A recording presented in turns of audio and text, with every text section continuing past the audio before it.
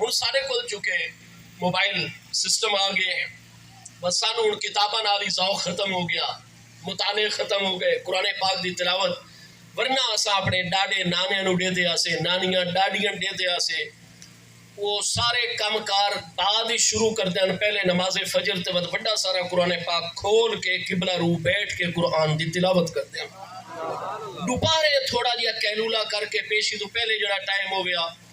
ایک رکوع دو رکوع دی وقت تلاوت کر دیں، دیگر تو بعد وقت بیٹھ کے قرآن دی سمجھ تو پہلے وقت قرآن دی تلاوت، اور جڑا نانا ڈاڈا بالکل بالی بچے کم سنبھال گنے نا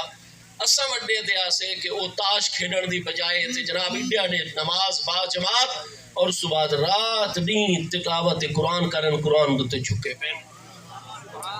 سارے پیارے محبوب کریم علیہ السلام دی ذات بابرکات نو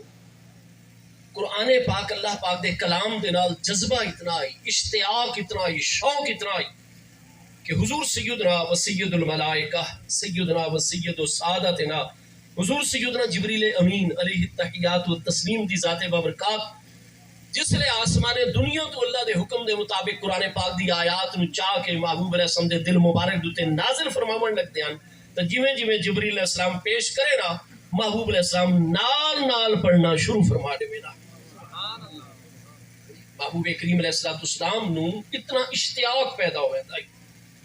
محبوب کریم علیہ السلام دا دل مبارک، محبوب کریم علیہ السلام دی طبیعت مقدسہ اللہ پاک دے پیارے کلام قرآن مجید دی طرف اتنی راغب اور متوجہ ہوئے دی آئی کہ جبریل امین علیہ السلام پڑھنا شروع کرے نا اللہ دا کلام محبوب دوتے نازل کرنا اور محبوب کریم علیہ السلام دی خدمت مقدسہ دے وچ پیش کرنا شروع کرے نا محبوب بھی نال نال پڑھ دے چلے ونجے نا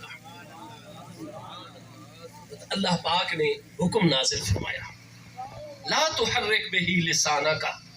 میرے پیارے محبوب علیہ السلام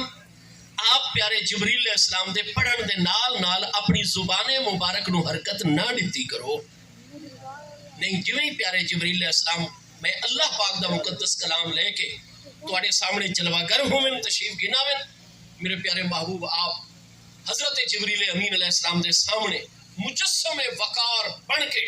خاموشی دے نال پوری توجہ فرما کے آپ جلوہ گر رہا کرو اور محبوب اپنی زبان اقدس نو نال نال حرکت نہ دیتی کرو،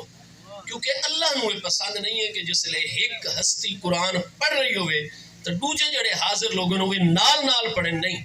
اس سے واسطے ساڑھے فقہ حنفی وچ قرآن پاک دی کتنی آیات بینات اور کتنی احادیث صحیحہ کثیرت وچ مسئلہ موجود ہے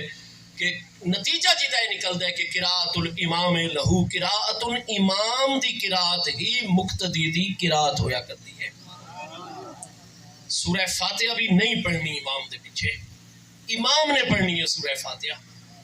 جامع ترمذی پہلی جلد صفحہ 35 کتاب الصلاۃ ابواب القراءات حضرت سیدنا جابر بن عبداللہ انصاری رضی اللہ عنہ دی حدیث صحیح موجود ہے اور کتنی کتابوں سے حدیث صحیح موجود ہے کہ آپ فرماندن من صلی رکعتن جس محبوب علیہ السلام دے امتی مرد عورت جس لئے جماعت دی حالت فرمایا جڑا ایک رکعت بھی نماز پڑھ سی وَلَمْ يَقْرَأْ فِيهَا بِأُمِّ الْكِتَابِ اور اس رکعت اگر اس ام الکتاب سورہ فاتحہ نہیں پڑھی فَلَمْ يُصَلِّ اس رکعت پڑھی کوئی نہیں اِلَّا أَن يَكُونَ وَرَاءَ الْإِمَامِ لیکن ہاں جس لئے امام دے پیچھے ہو سی قیام دے وچ نہ قرآن جو اگلی کوئی آیت پڑھنی ہے نہ سورہ فاتحہ امام دے پیچھے پڑھنی ہے،